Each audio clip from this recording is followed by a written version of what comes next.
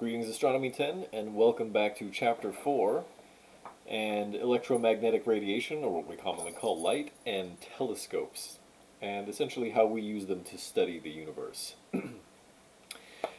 Before we get started with today's lecture, I want to indicate a couple of things to you. First of all, you're probably going to be referring heavily back and forth to, oh look, it's a lucky man. You're going to be referring back and forth to the image bank a lot, just just kind of keep one eye on it, so you can kind of get an idea of the visual aids that are supposed to go along with today's lecture. There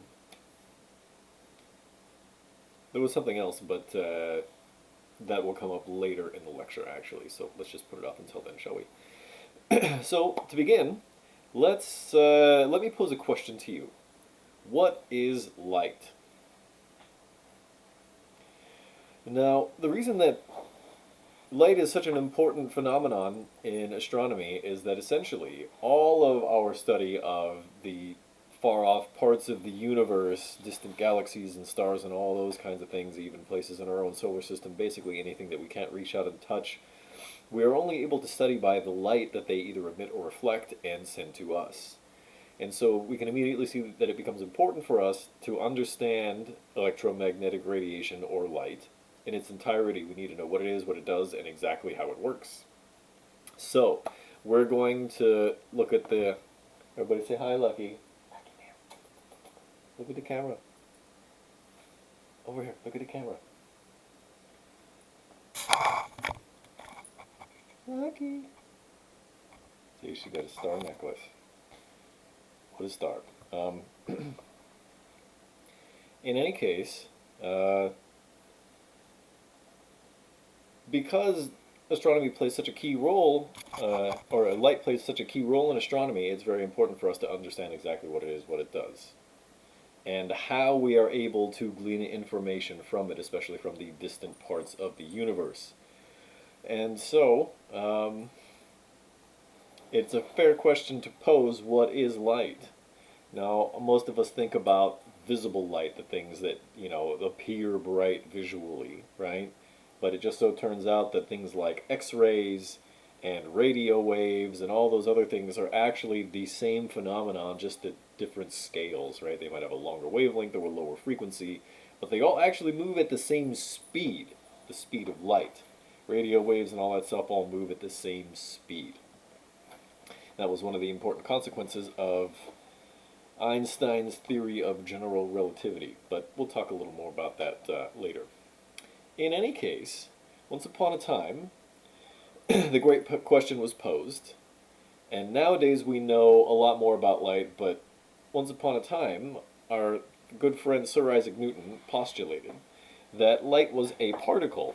And if you look in the image bank, one of the first images that you'll see is some what we call white light, and that is light from what we call a black body radiator, something that radiates light from heat.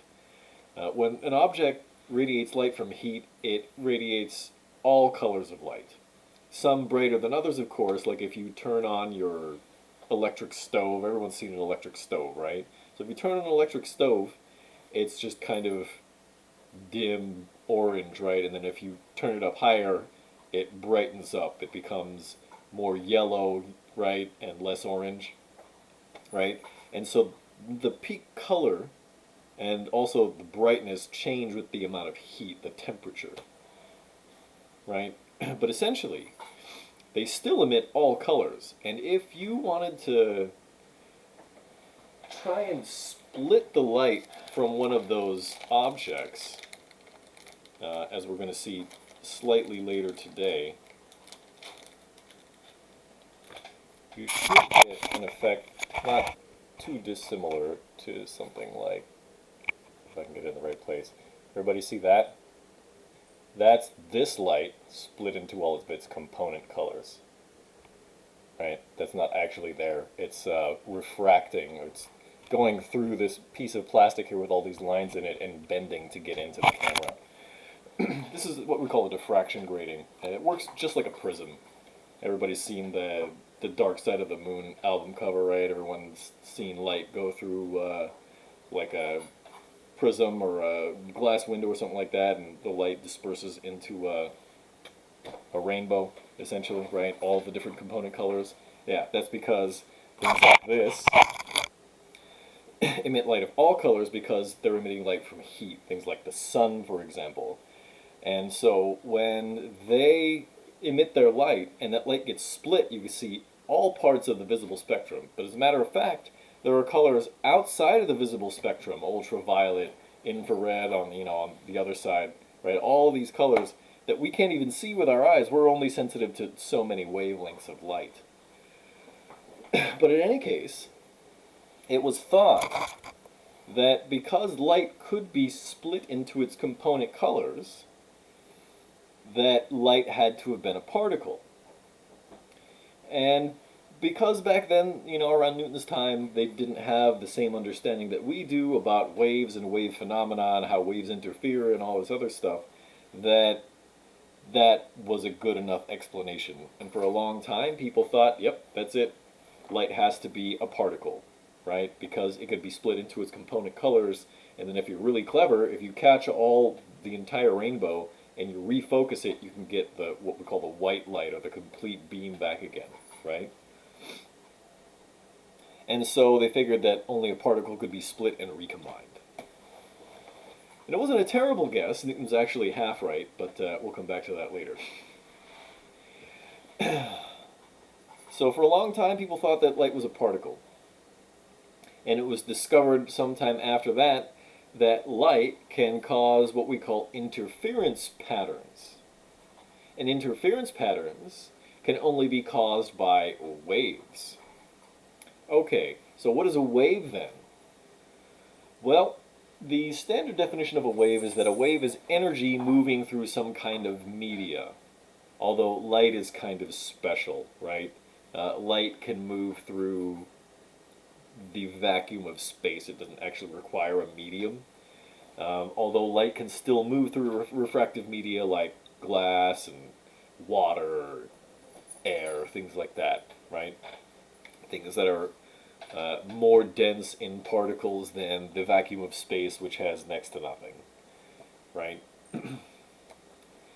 Nowadays, we know that light is actually two waves, and there's a nice image of this in the bank. There's an electric wave that oscillates, in one direction, and a magnetic wave that oscillates perpendicular to that, and both of them oscillate sort of together and move off in a direction that is perpendicular to both of their oscillations.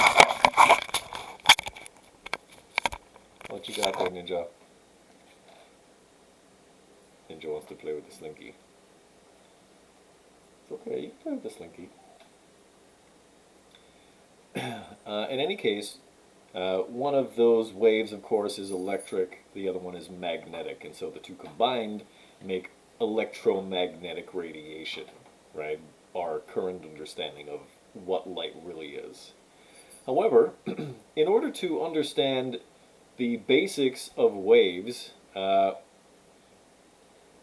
we need to start with that, with the basics of waves and wave anatomy and all those things, before we can understand what an interference pattern is and how interference actually works, right? To show that light is maybe also a wave. So, let's move on to our slinky demonstration, then, shall we? I think that's the right place. Now, this is a plastic slinky, of course, because, I'm an educator and I live in this country, so that means I'm broke. And I have a plastic slinky because metal slinkies, they don't really make big ones or good ones anymore. And if you want like a really big spring, those are expensive. Okay. Look, meow.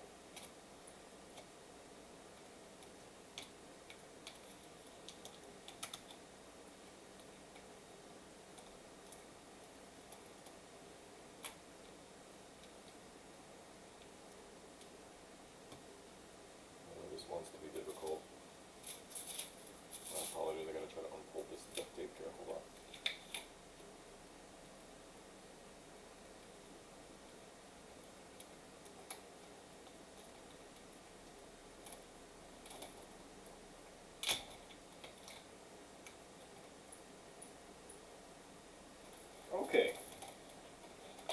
everybody can see that pretty decently, right?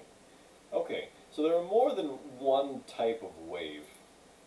For example, there's this thing that we call a transverse wave, and in order to demonstrate the transverse wave, I'm going to pick this up and I'm going to let it go. And you can see the wave moves back and forward, right? But the direction of the energy is actually up and down, right? And the reason that we call that a transverse wave is the wave is actually moving in this direction, right, along the length of the slinky, but the energy is oscillating transverse or perpendicular to the direction of what we call propagation, right, the way that the wave is actually moving. There's also this kind of wave, where I'm going to take this, I'm going to bunch it up, and I'm going to let it go. Now this sort of bunching up of the wave is going to move down the length of the slinky and back. This is what we call a longitudinal wave because it's moving along the longitude of the medium, and in this case, the medium, of course, is the slinky. This is how sound waves actually work. The reason that you're able to not see me, the reason that you're able to hear me right now is that my vocal cords are oscillating some air, right, making it bunch up, and that makes the air next to it bunch up, and that bunches up the air next to that, and that eventually, if we were in the same classroom together, would go directly to your eardrum. But right now, you know, we have the middleman of the camera, the microphone, right, and then that's recording the media, and then saving the video, and that's getting sent to your computer eventually, and that eventually gets played and finally hits your eardrum. But when it gets played from your speakers, it's still vibrating the air, right? Bunching the air up, which bunches up the air next to that, and bunches up the air next to that, and so on until finally it gets to your ear, vibrates your eardrum, and that sends a signal to your brain that you interpret as sound. And I guess I'm going to have to try to take that off later with some scissors or something. Let's just set that aside for the moment. Okay, but in any case, when it bunches up like that, we call that a longitudinal wave. And if it oscillates perpendicular to the direction that it's traveling, we call that a transverse wave, right? Electricity, or electromagnetic radiation, excuse me, this thing that we call light, is actually two transverse waves, right? You have the electric field and the magnetic field, which are oscillating both perpendicular not only to each other, but to the direction that the wave is traveling, that the light is traveling, right? Okay, let's look at the basics of wave anatomy now, shall we?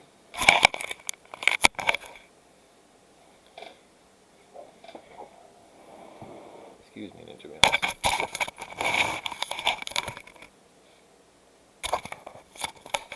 Keep trying to put this in the right position here, and the cable didn't want to cooperate.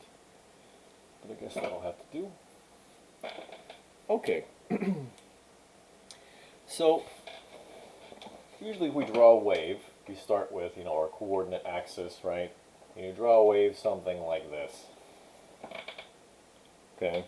And then if it's a basic sinusoidal wave, like a single tone that's made from a tone generator, or you play one note from a musical instrument and hold just that note, right? It's one single oscillation, one single wave, and it would repeat over and over, as long as you hold the note, of course, right? Now, the height of the wave, for most waves, for most physical waves, kind of give us some indication of how much energy is in it. And if we wanted to measure the distance from the middle to the top, or the middle to the bottom, or half the height from what we call the peak to the trough, right? If this would be like the entire height, half of that height we call the amplitude. P-L-I-T-U-D-E, amplitude, right? It's from the middle to the top, or the middle to the bottom, or half the distance from the top to the bottom, however you want to say it. Okay? Now, if this is the actual physical space that the wave occupies, right? Like if this is the speaker and this is your ear, right? And only one wave goes in that space, then this is the We use the Greek letter lambda for this, but this is the wavelength.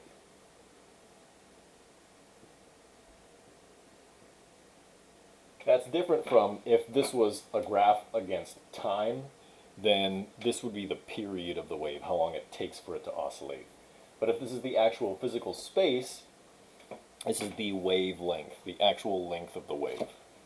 Now it's probably easier to see what the wavelength of something like a wave in water is, right? Because you can see the distance from one wave to another. And in fact, if this were to keep going, the distance from peak to peak, or from trough to trough, or from the start of one wave to the end of one wave, right? Those are all the wavelength. And it's a lot easier if you're at the beach to see the difference between two peaks, right? Okay. Now, let's talk a little bit about frequency and wave speed, shall we?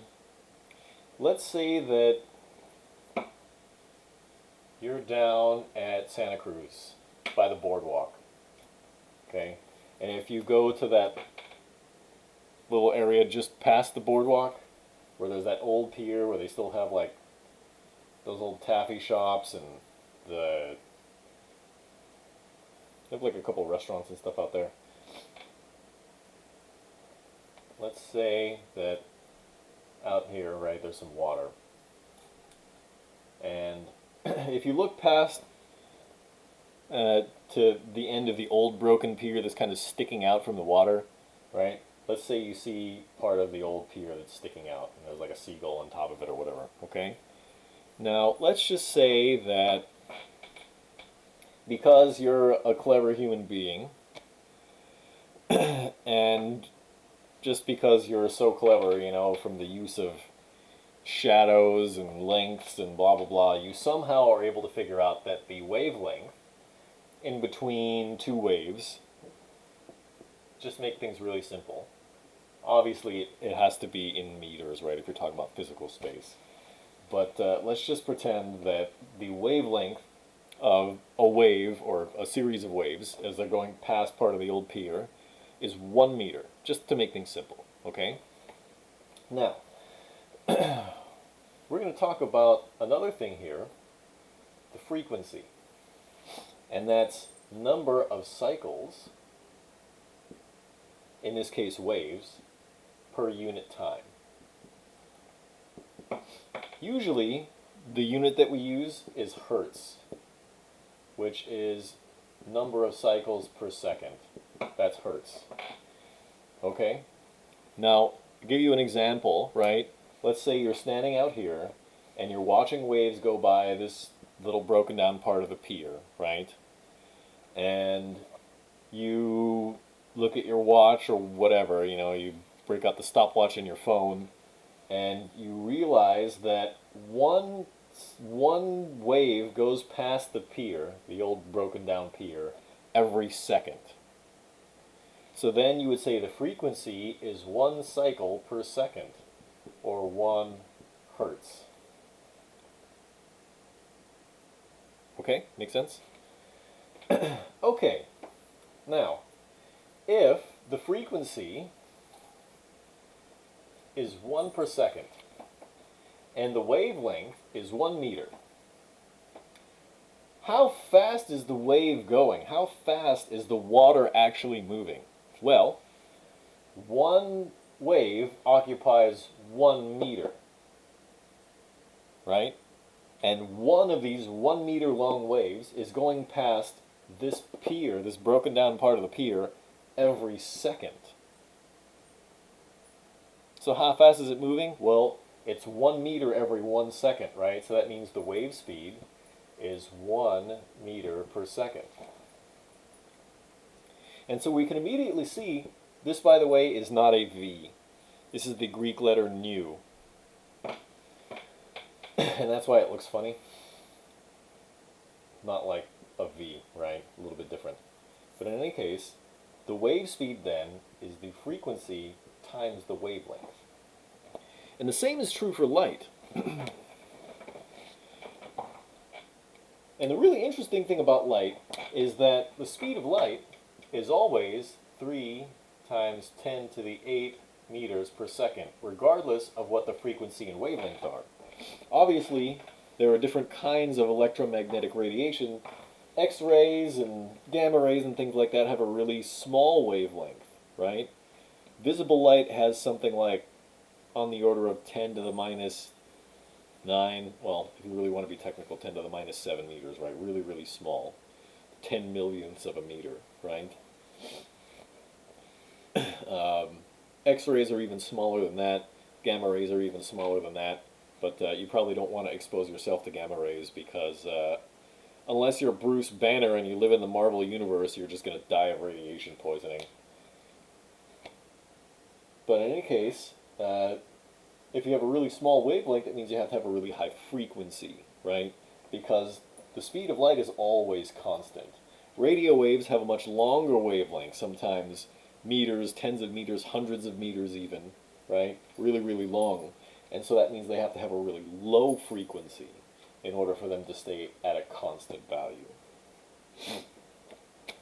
In any case, long story short, the speed of light is unchanged.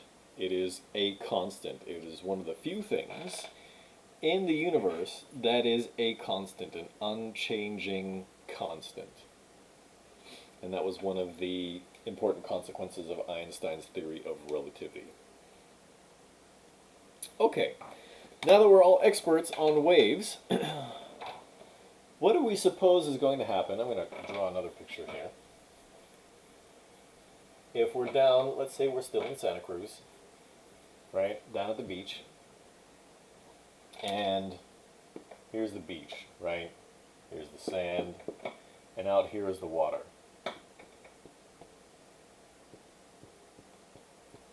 Okay? Water, water, water, water, water, right? And this is where, you know, the water kind of lazily crashes onto the sand. Now let's say you see waves coming in this way. And you also see waves coming in this way. And, oh, they cross over onto each other. What's going to happen at that point, right there? Well, there are a few possible scenarios, okay? Let's say, you know what, I think maybe I'll just move to this side for this. Let's say you have one wave that's like this, right? And the other wave is also like this. So that when they crash together, this peak is going to crash to this peak, this trough is going to crash to this trough, right? And so the high parts of the waves are going to smash together. What do you suppose is going to happen? Let's say that these waves both have amplitude A. Well, if they're going to smash together, they should go even higher, right? And so what we're going to end up with when we add these waves together is a wave with amplitude 2A now, right? We call this constructive interference.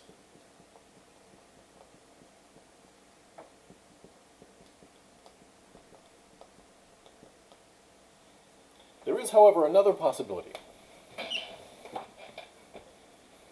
What would happen instead if the waves were what we call out of phase, right?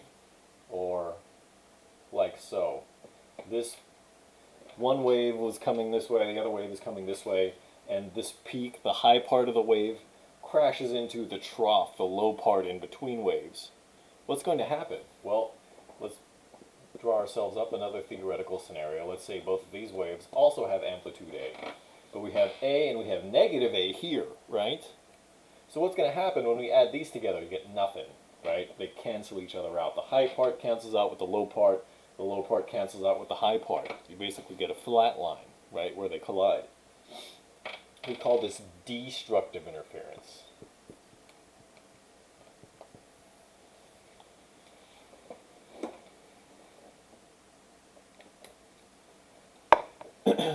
So if the waves are out of phase, you get destructive interference. If they are in phase with each other, you get constructive interference, right? Okay, that's great. Why are we bothering with all of this? Well, this is a good time because obviously I don't have the uh, equipment to do this kind of demonstration myself at home. Although you can kind of do a ghetto version if you have like a laser pointer and you put like 3 or 4 pencil leads kind of right next to each other and shine the laser through them. You can get sort of a similar pattern, but it doesn't look quite as good.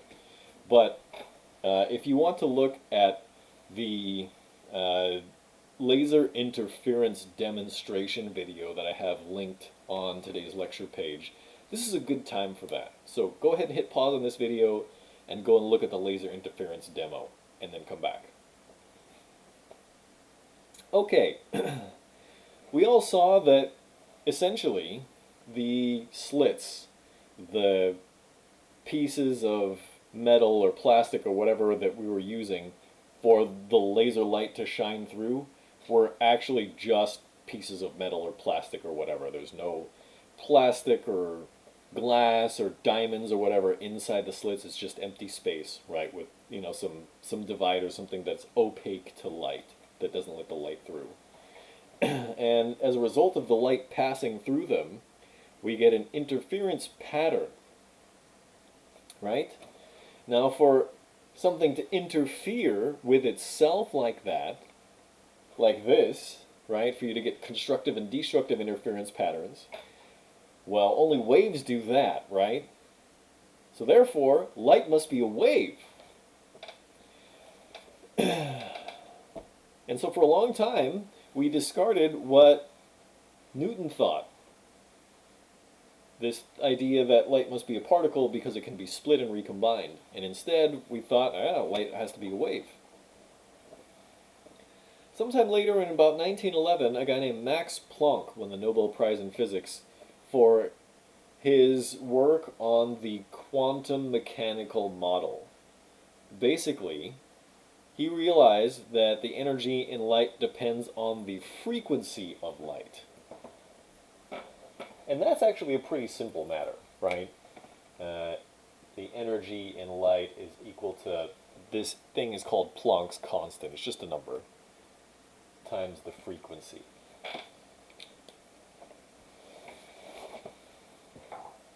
Now that's kind of a simple matter if you want to think about it this way. So let's say you have some really long wavelength electromagnetic radiation. Remember that wave speed is equal to frequency times wavelength, and so for something to have a really long wavelength that has a really low frequency, it oscillates very slowly. But then, gamma rays or something like that have a very short wavelength and have a very high frequency and oscillate very quickly. So which one has more energy, right? The thing that oscillates quickly or the thing that oscillates slowly? Obviously, the energy that oscillates quickly is going to have more energy in it, right? And that was one of the major consequences of Max Planck's study of the quantum mechanical model. And he was able to figure out that the energy in light depends largely and almost completely actually on the frequency of the light. Now, shortly after, a guy named Albert Einstein came along and confirmed these findings with his work on what we call the photoelectric effect, and that was something that also got him, that was Nobel Prize worthy research as well. And he also came up with the understanding that there's an equivalence between matter and energy, this thing that we usually call E equals mc squared, if you remember from the beginning of the semester. Now, because energy is supposed to be based on frequency and wavelength and all this, but there's an equivalence between matter and energy, light should also have some, not necessarily mass, but it should have momentum, right? Remember, momentum is mass times velocity. And since only particles have momentum, light has to be a particle. But since light also is a wave, because only waves can interfere and make interference patterns, then light also has to be a wave. And that's why today we say that light is best described as a particle-wave duality, right? Both things. Okay, really briefly, let's talk a little bit about the diffraction grating again, right? This is this piece of plastic, right? And when you take light from a black body radiator, like so, you'll notice you can see the entire spectrum on both sides because this is a multi-axis diffraction grating. Actually, we might even, if I can get it to move in the right sense here. It's tricky because it's all backwards.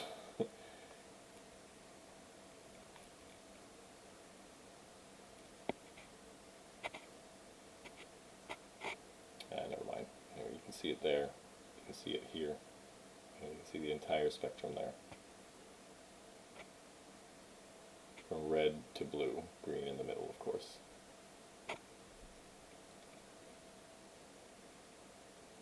Now, stars give off this kind of light, right? They give off light from heat.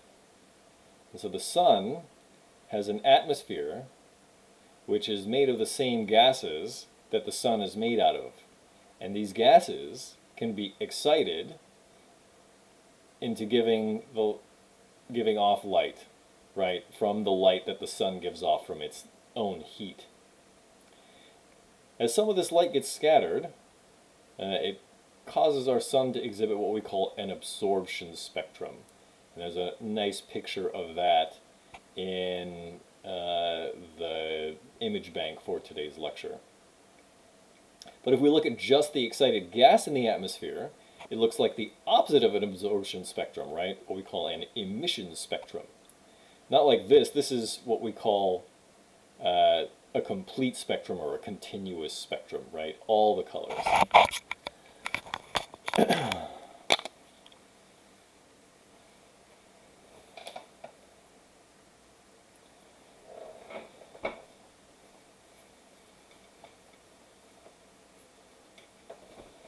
So if you were to take one of these diffraction gratings, and you can get these online. This is probably like 10 cents or something.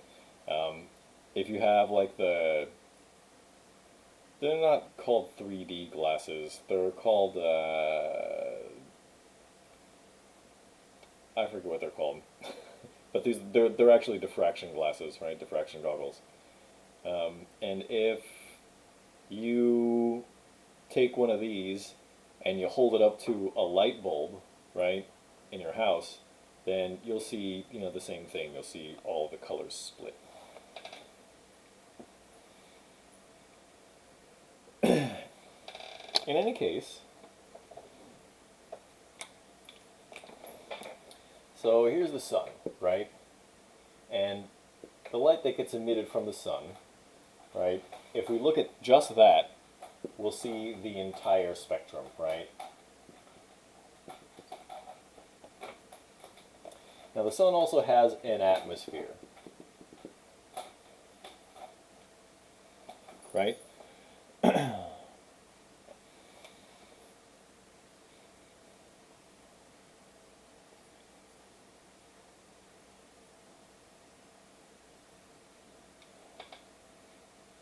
And because the sun has an atmosphere, the light that we see, while it may originally kind of, or immediately kind of look like a continuous spectrum, it's actually not. There are likely to be a few bands missing, right?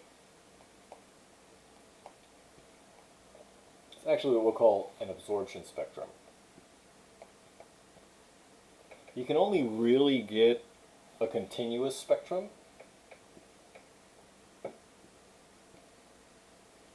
if you have like a light bulb. God, that's a terrible light bulb. Okay, they have a tungsten filament or something like that, right? And those will give off some light. And if you put that into your diffraction grating, right? Let me back the diffraction grating off just a little bit.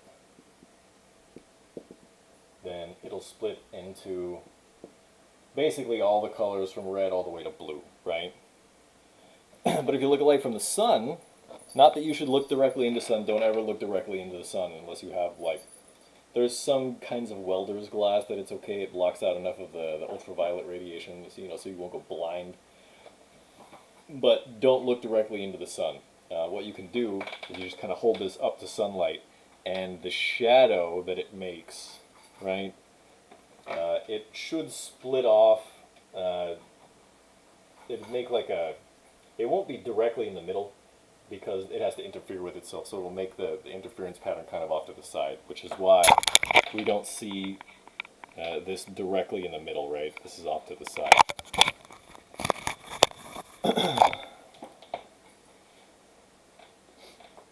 Now, the sun is hot, right? It's giving off lots of light, lots of heat, and if we were to look at some of the gas out in the atmosphere, as it heats up, it's going to give off its own light.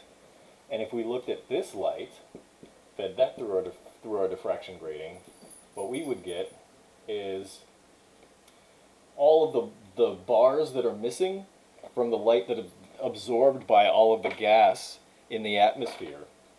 Those are the only parts that are going to show up, right? And instead, we'll get just a few bright lines, right? What we call an emission spectrum. There is a nice gas lamp demo video that should be linked also on today's lecture page. So this is a good time to pause this video and go and have a look at that. So please do that now and come back when you're done.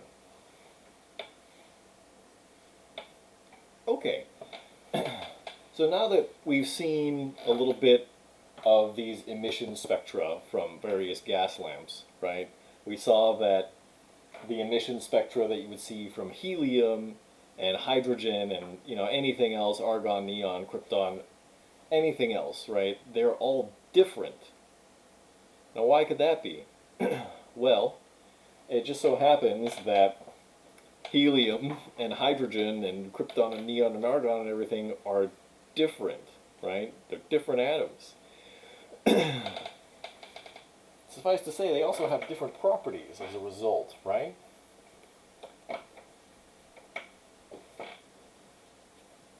going to draw you a very simple sort of schematic kind of diagram of the hydrogen atom. Okay, you have one proton, one positively charged particle in the middle, and out here in the orbital, in the first spherical shell orbital, you have an electron. Now you probably remember from grade school that opposites attract if you're talking about electricity, right?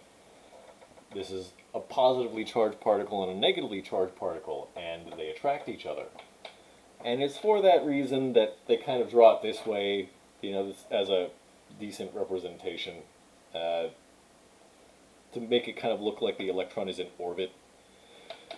And indeed, there's an effect that we call spin-orbit coupling, but electrons are very interesting creatures in that when they're supposed to be in their orbital, they kind of appear like they're everywhere in this spherical shell all at once. And it is for that reason that some people have theorized, some of them jokingly, that there's only one electron in the universe, and it jumps in between. It's thought that an electron wormholes across its shell to be everywhere kind of all at once. But also, if that's true, if it's actually moving through space and time, that there's only one electron and it's everywhere. And so the really stupid joke is that God is the electron, because there's only one. Anyway, now if you have a certain amount of attraction in between these two particles, this electron is going to be in a certain space around the nucleus of the atom, right? It's going to have a shell, it's a certain size, blah, blah, blah. But let's say now we had a different atom, right? This is a neutron, right? It has no charge. This is another neutron. If we have two protons, what element is this? It's not hydrogen anymore, right? This is helium.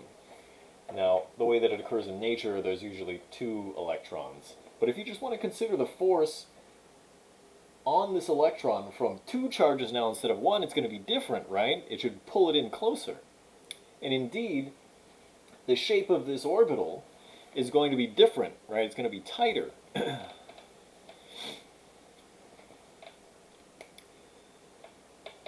As a result, the places where these electrons live are what we call quantized.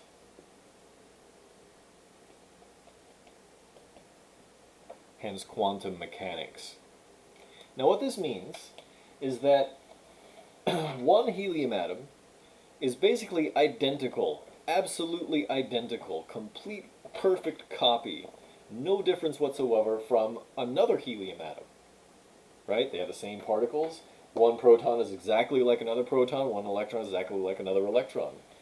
And so every helium atom is going to have the same energy level, right? It's going to have the electron orbitals in exactly the same place. Now it just so happens that if there's more than 2 electrons, if another electron comes in here, then it has to go and sit out at the next orbital, right? But that one is also quantized because there are a certain amount of protons in the nucleus. And as a matter of fact, all possible energy levels for every atom in existence are all quantized. Okay, that's great. So why do we care? Why do we care that all of these energy levels are exactly the same, like the keys on a finely tuned piano or something like that, exactly the same every time? Well, let's go back, just because it'll make it a slightly simpler and easier to see kind of diagram here. Let's go back to the hydrogen atom, okay? Now, if this electron jumps up to this energy level, it has to absorb exactly the difference in between what we call the ground state energy and the first excited state. If it absorbs half that much, twice that much, 3/4 as much, it doesn't get to jump, right? But let's say some light comes in here, right, and it imparts, this is what we call a photon, a light particle wave duality dealy, right? So let's say some light, a photon here, comes and interacts with this electron and gives it exactly the amount of energy to jump up from this ground state, the lowest energy level, up to the next one. Then it can do that. And so the electron goes from being here to being here, whoops, on this energy level.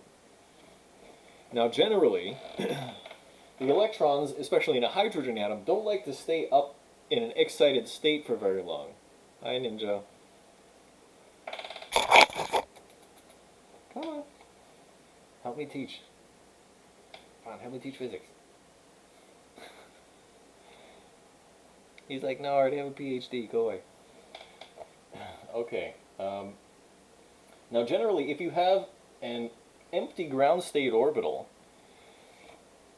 this electron is not going to stay up here for very long, usually like a trillionth of a second or something like that, because the lower state is more stable, right? If you're an electron and you're in the ground state, you can't fall down any farther. You're in a nice stable position. Now, when this electron jumps back down, it's going to emit a photon equal to exactly this energy difference, right? And so essentially, a certain light particle, right, with a certain frequency and wavelength, right, some light gets absorbed.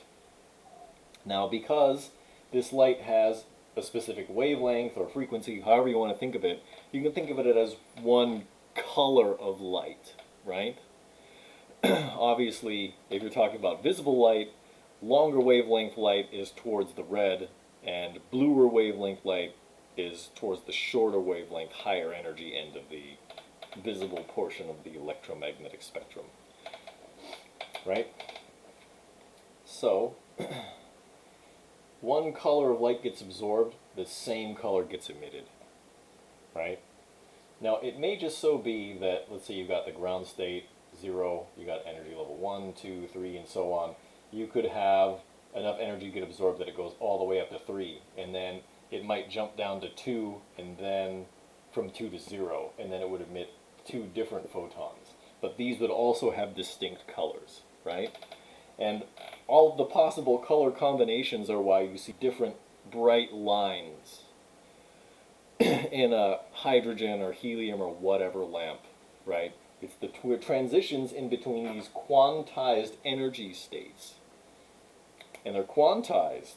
The evidence is there because it's only these colors, and it's always these colors all the time for any one given element. Right? Interesting stuff. Okay, great. So now that we've got some sense of what light is, and what we're looking at when we look out in the universe to study it, we should apply this newfound understanding to the technology that we use to observe the universe, starting with the most basic fundamental piece of equipment, and that of course is the human eye. We're probably familiar with a bunch of the components of the eye, right? We all know what a pupil is, right? It's essentially, for those of you who are photography nerds, it's like the aperture, right? It's like the hole that the light goes through in when it enters the eye. By the way, there's an image of the cross-section, or a cross-section of a human eye. It's a schematic diagram. It's not a real eye, of course, because, you know, I'm not a psychopath. But there's an image there. I'm not going to try and draw it because my drawing skills are terrible. But suffice to say that light enters in through the aperture of the eye, the pupil. And then the large structure on the very back, it's like a screen, right? We call that the retina. And the retina is populated with a bunch of tiny little structures called rods and cones. The rods are kind of like cylindrically shaped, right, as you might expect, and those sense light intensity. If a certain number of light particles of a certain size hit a corresponding rod of a certain size, then you get brightness, right? You get the signal that gets sent to your brain as brightness for light of a certain color. The cones, which sense the actual colors themselves, are also different sizes, right? And those will tell you what color of light you're seeing, right? They're different sizes, of course, to catch different wavelengths of light. Now, there's a crystal lens in the front, and that kind of works like, you know, the lens on your glasses or your contacts, if you have those. You know, if you're not one of those super lucky people who has natural 20/20 or better vision, there's a crystal lens in the front of your eye that works kind of like the lens in your glasses or your contacts. And what that does, of course, is it focuses light so that you get a clear image on your retina, on the screen part on the back of your eye, so that when it gets all the stimulation from your rods and cones, it sends a bunch of electrical signals to your brain that you can interpret as a picture, right? And that, of course, is how we have sight. Okay, now I want to pose a question to all of you one more time. One more crazy question here.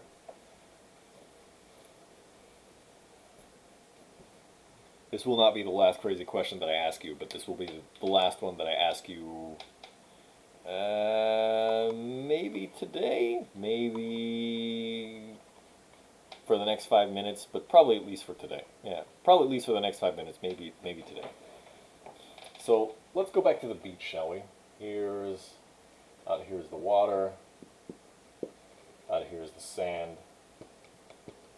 And let's say you're a lifeguard and you're here. Actually, let's back you up a little ways from the water. And you see a person here and they are drowning.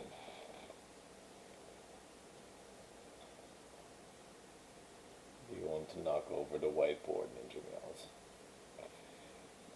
Okay, so your job is to try to get from here to here in order to try to save this person from drowning, right? What path do you take? Now, for a lot of us, we're tempted to say a straight line, right? It seems logical in some regards, but you also have to remember that you move a lot slower in the water than you do on land. Human beings move, maybe 10 times faster on land than we do in water, right? We're not equipped for swimming quite as well. I mean, with proper technique, of course, we can swim decently, but we don't have gills or fins or, anything that aquatic creatures have to move around quickly. And as a result, we move much slower in the water. So it would be faster maybe and the other common answer is to run all the way here and then run a straight line, and then swim a straight line, shortest distance through the water. But actually, both of these are wrong. There's an intermediate path somewhere in here where you go most of the way along the beach and then you go through the water. And the amount of time that you save not going this extra distance is more than the amount of time that you lose going slightly longer in the water, right? In order to actually calculate that, we need a branch of mathematics called the calculus of variations, and so we're not going to go there. But suffice to say that there is a path in between these 2 points.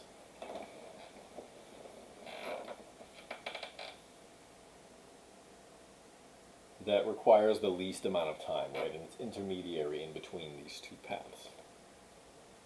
This is what we call the geodesic. And to give you an idea of how useful this kind of thing is, the geodesic is also the shortest route in between 2 points on the surface of the Earth. And it also requires this funny thing we call the calculus of variations.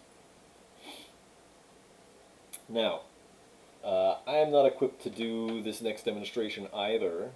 So there are a couple of images where I shine a laser through a glass block. And there's also a laser refraction glass block demo video also on today's lecture page. So this would be a good time to have a pause and look at that. Okay, welcome back. You know what, actually I'll just leave that up. What we saw, you know what, I'm going to use the red pen because lasers are not usually blue, right? Blu-ray lasers are blue, but I'm going to draw the block in blue, right? Now what we saw was that the laser light went this way and then it bent, and then it went this way again, right? To get from where it started to get to its target. And why did it bend this way? Well, suffice to say that things like glass, plastic, diamonds, crystal, they're more optically dense. There's a lot more particles in that than, say, in the air or in the vacuum of space. And so light actually moves more slowly through optically dense media like water. Which is why, if you try to look down through the top of, a tank of water or something like that, it looks different than it does if you have like a side view, right? Which is why it makes it difficult to try to figure out where a fish is if you've ever gone spear fishing. In any case, this is how lenses bend and focus light. We call this, this is the law of refraction, or sometimes called Snell's law. And basically it just means that light bends when it goes into a medium where its speed is slower, right? Like glass or water. Now let's apply this to something that we already know. If what we call white light, or light from a black body source, like a light bulb or a fire or a star or something along those lines, right? An electric stove, right? So you have white light comes in this way and is incident upon a piece of glass, right? Now the light is going to go more slowly as it goes through the glass instead of just going straight, right? It's going to bend a little bit. And as a matter of fact, the different wavelengths of light bend differently. And so, you know, you have this sort of separation of colors. And so if you have a screen here, you'll see like the rainbow on it, right? Anyway, that's what's on Pink Floyd's Dark Side of the Moon album cover, right? We call this phenomenon, by the way, dispersion. Because the colors are dispersing.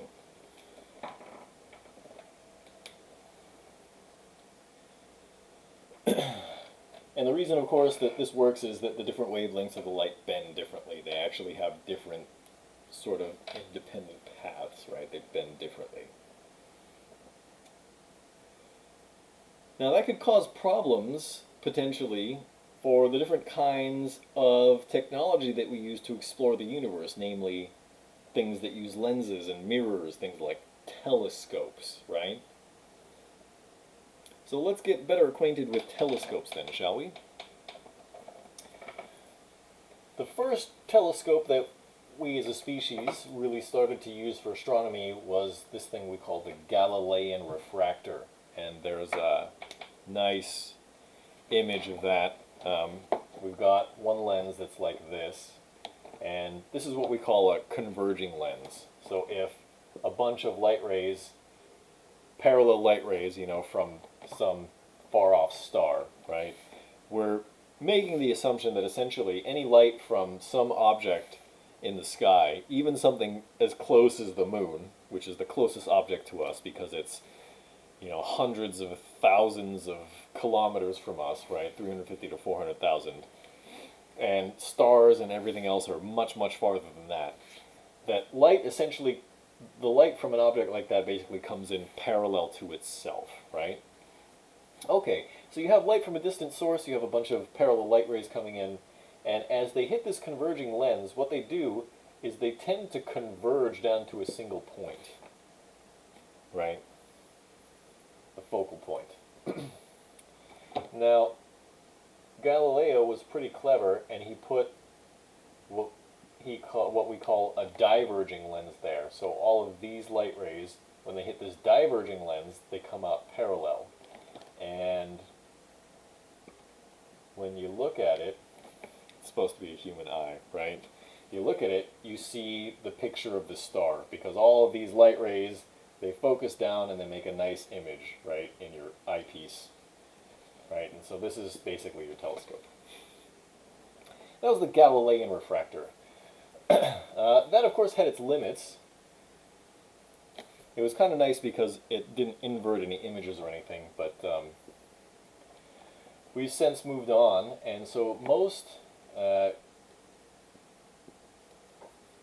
refracting telescopes nowadays are what we call Newtonian refractors, right?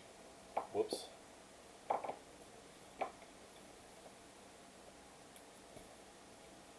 And out here past the focal point, we have another lens, and that gives us our image. Whoops.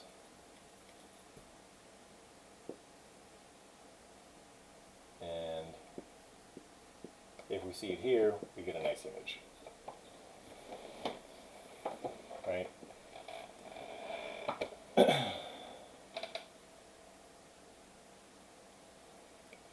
The first lens here, we usually call this one the primary. And this is usually a really, really big one. Now, why is it important that the first lens is a really, really big lens? Well, the reason that that's important is that if you have a really, really big lens, you can collect more light, right? If you have some tiny little lens, it's only going to collect a little bit. The larger the surface area of your lens, the more light that it can collect, right? And so if you look at, say, the the telescope up on Lick Observatory, of which we have a pretty nice image of, it's got a 36-inch or 3 feet, almost a meter long primary lens. But then the eyepiece is, you know, still small, right? This one doesn't need to be that big. It just needs to focus the light into a picture so we can see it. Now, the tube on the telescope up on Lick Observatory, this part is something like 57 feet long. And I know we said we weren't going to use the metric system, or that we were only going to use the metric system, but this is the specs that they used to build the telescope. So we're just going to overlook that briefly this one time, okay? Now, why would we want a telescope that's 57 feet long? Well, let me just elongate the drawing here, okay? So we've got this really, really long tube, right? Now let's say we've got light from some other sources here, right? The longer the tube is, let's say light goes from here, right? It doesn't get to the eyepiece. This one will get further down, but it still won't get to the eyepiece. Only things that are really close to the object will shine any kind of light anywhere near where our eyepiece is going to be, right? So the longer the tube is, the more you block out other light that we're not actually looking at. So the longer the tube, the better, right? There are limitations, unfortunately, on this kind of telescope, what we call refracting telescopes. And we can see one of them here.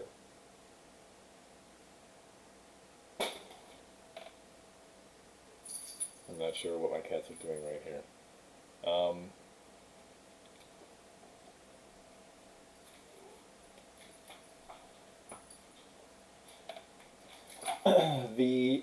There's a really, really nice image on in today's image bank, and that shows like there's a hand and like some paper, right? And they're looking through the telescope, and it looks like there's several hands and several sheets of paper. Why is that? Well, if you remember why light splits into its component colors when it goes through glass, well, the dispersion is going to happen when light goes through the lens on the telescope, right, and also the lens here. And so we get light splitting into basically different images, right, different color images. We call that chromatic aberration. And in order to correct for this, what you can do is you put special lenses on the end of the eyepiece here to try to correct for that. And it helps.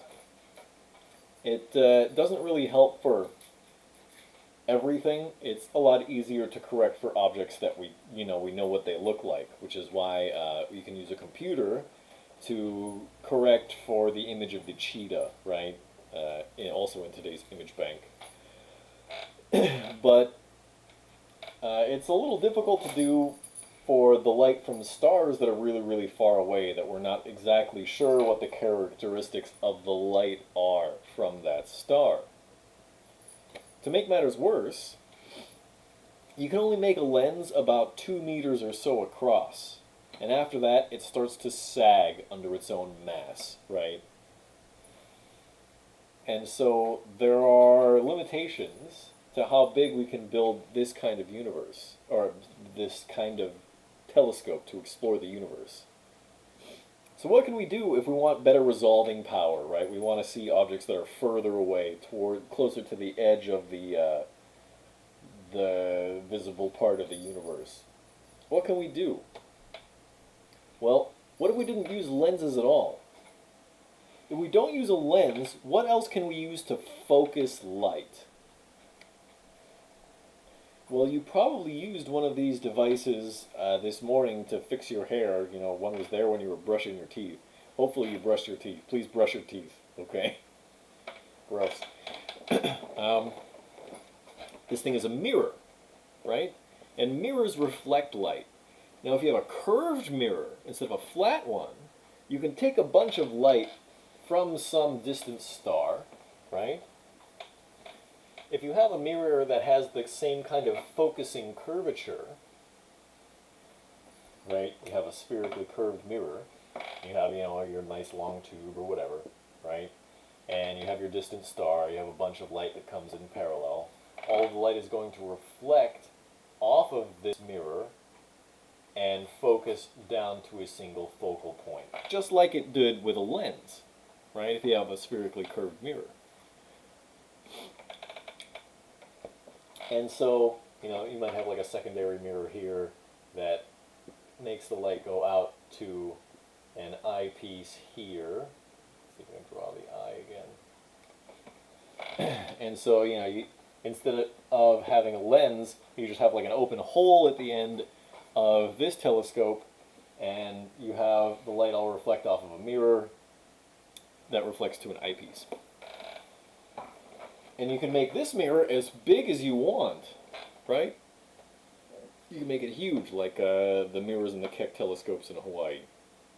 They were so big that they had to make the mirror in pieces in order to try to fabricate the mirror, because there was just no practical way to try to make one enormous, huge, crazy sized mirror like that.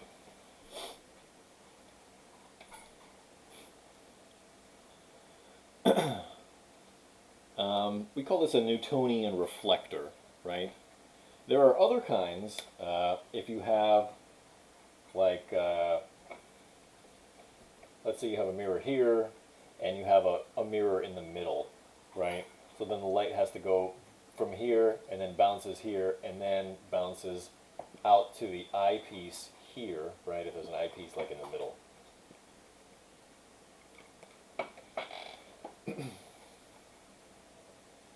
What does that do? Well, the light has to go 1, 2, 3 times down the length of this telescope. And so you can build a shorter telescope that acts like it's 3 times as long to block out light from other objects that you're not pointing the telescope at, right? This is called a Schmidt IDT Cassegrain telescope. And actually, we have an SC telescope like this in one of the observatories up on Montgomery Hill, just above the Evergreen Valley College campus. And with any luck, maybe I'll get to show this to you sometime. There is a trade-off, however. Because there is a mirror here, any light that hits the back of this mirror doesn't go in and make the image, so the image is a little dimmer. So, you get a trade-off for this kind of design. Obviously, if you want like some big, huge research telescope, you would want this to be as small as possible, right? But nothing is perfect. We just do the best that we can. Okay. Now we deal with a lot of crazy difficulties for astronomy, right, and astronomical observation here on the Earth. Some of you may have already realized that we don't always have a good view of the sky because at some point you've probably seen a cloud, right? And as a matter of fact, one thing in particular can make life difficult for astronomers to try to explore the universe, and that, of course, is our atmosphere. Our atmosphere is made out of gases which are less dense in the upper atmosphere, way, way, way high above the Earth. And this refractory material, because air is a refractory material, right, meaning that it bends light like water and glass and plastic and all that stuff. Not as much, but still not a zero amount, right? A small amount, but a noticeable amount.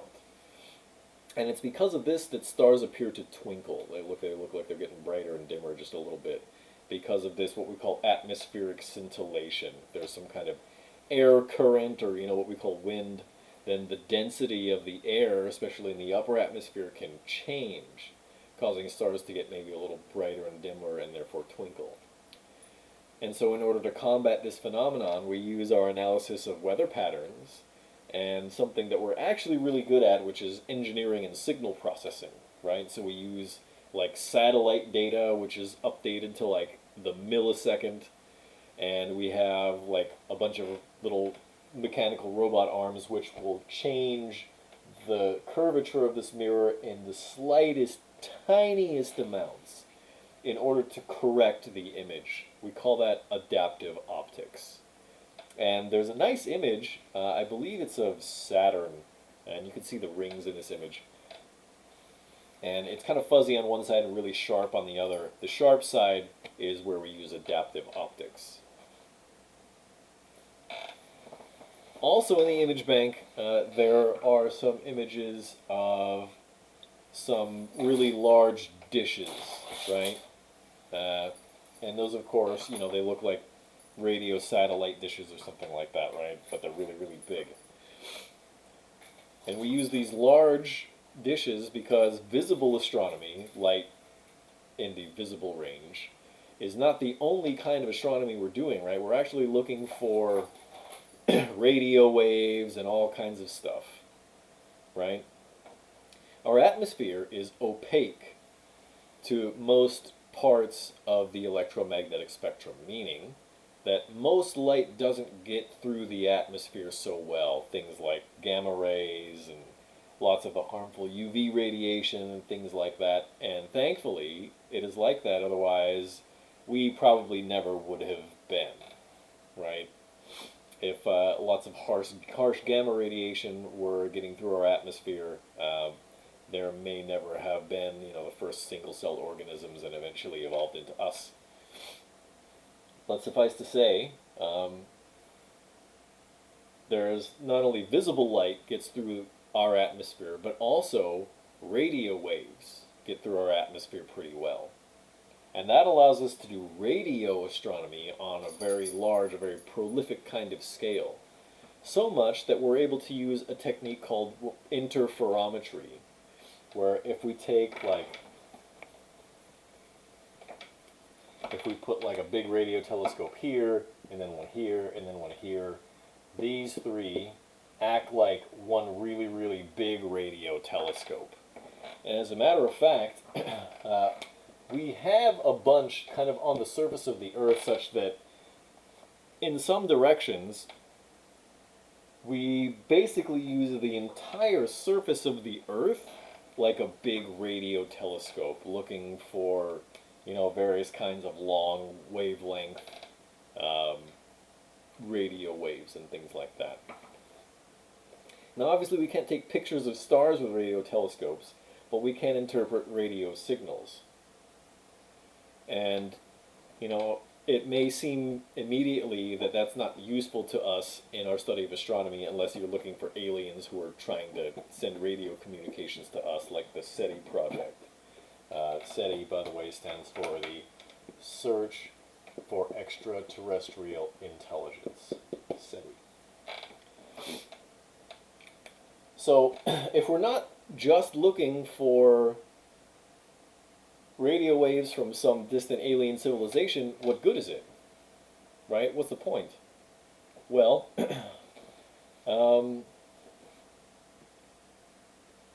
we've actually been looking for pulsars, or neutron stars, right, which send out radio waves. But also, we've been able to map out the Milky Way, our own galaxy, as a result of radio astronomy. Galaxies like our own, like the Milky Way, in the disk of the galaxy, and we'll come back to this when we talk about galaxy formation, but if you look up at the night sky and you see that big milky band, right, that's the gas and dust and stuff in the disk of the Milky Way. And mostly this stuff obscures light, right? However, if you are a hydrogen atom, right, and you have your one proton in the nucleus and your one electron that's orbiting around it, that electron can be in one of two states. It can either be in spin up or spin down, right, basically spinning one way or the other. And sometimes, once every 100,000 years or so, this electron can sort of switch states. Now, because there's actually a small difference of energy in between spin up and spin down, because you're either spin orbit coupling with the spin of the proton or against it, right? There's a small amount of energy difference in between these two states. And when an electron switches states, it has to emit that energy difference, right? Remember the gas lamps? Right. And so this energy gets emitted out from these hydrogen atoms in the gas and dust of the Milky Way. And this light doesn't get stopped easily by the gas and dust of the Milky Way. And so we are able to see this light from pretty much everywhere in the band of the Milky Way, and that's sort of helped us to map it out. Now, according to classical physics, this energy is impossible.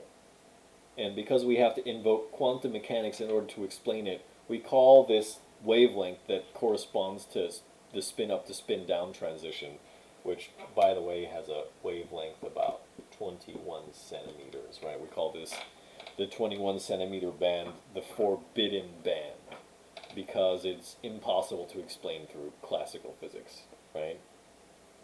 Now, this 21 centimeter radiation passes not only easily through the gas and dust of the Milky Way, but also through our atmosphere, right? Because it's in the radio band. And as such, we can see that other galaxies also operate largely in the same way. And so this, the radio telescopes and our interferometry has actually been very helpful. Now, for the longest time, looking at electromagnetic radiation, light was basically the only way that we were able to peer into the depths of the universe. But as of September 16th, 2015, just a few years ago, we were finally able to prove what Einstein postulated over 100 years ago. His idea is that gravity travels through the universe like a wave, like light, right? Like a wave. Also at the speed of light. And if that's true, gravity waves should be a detectable phenomena, right? Imagine, if you will, I'm going to redraw this. Let's say you got a hula hoop, okay? And a gravity wave goes into the board this way, through the hula hoop, right? The direction of oscillation of the gravity wave is up and down like this, right? So what's it going to do? Well, as it passes through, it should stretch it out this way, right? And compress the hula hoop in on the sides, but stretch it out from top to bottom, right? And as the gravity wave passes through, the opposite should happen. It should equilibrate, right? It'll get smaller this way and then extend back out this way. Well, that's great. But how does that help us? Well, we built this thing called a Michelson interferometer. And that goes something like this. Let's say you have a laser. Okay? And here, and you know what, I'm going to draw this just a little further down. And here, this is a 50-50 beam splitter. And what that means is that when light hits it, half of it is going to go straight through, and half of it is going to get reflected. Actually, I drew that backwards. Whoops. There's our 50-50 beam splitter. So we got a 50-50 beam splitter. Okay. And here we have a mirror. And here we also have a mirror. Okay? And down here we have a detector. There's actually a mirror here. I'm sorry, the light from the, what do you call it? I'm going to move this a little bit. The light reflecting off of the whiteboard is kind of drowning that out. Okay. Now let's say that this length and this length are exactly the same, right? The distance from the beam splitter to the mirror on both sides is exactly the same. If we turn the laser on, what happens? Okay. First of all, the laser beam is going to go and hit the beam splitter. Now half of it is going to go through and half of it is going to reflect, right? Okay. Let's see what happens to the beam that goes through. Well, it's going to go here, it's going to hit the mirror, and it's going to come back. And this beam is going to do what? Well, half of it's going to reflect and go down to this detector, right? And half of it's just going to go back into the laser, no problem. Okay, now the laser light comes here, and let's follow the beam that reflects, right? It's going to go up to this mirror, it's going to come back down, half of it's going to reflect, go back to laser, half of it is going to go straight down to the detector, right? Okay, now, I apologize that I didn't quite get this, to be a straight line. Let's say the detector's down here. That's a little better, right? Okay, so if this length and this length are the same, then regardless of where the laser light goes, it travels exactly the same distance when it gets to the detector, right? And if the laser light is collimated, because that's what lasers do, right? They send out all the light is like at the same wavelength, right, all together. And so what we should see when we get to the detector is constructive interference, right? But if one of these lengths is different a little bit, or let's say you took the mirror and you moved it out and then back, right? What would you see here? You'd see, as the path length changes, you'd see constructive, then destructive, then constructive, then destructive, and then you'd see the same pattern reverse as it came back, right?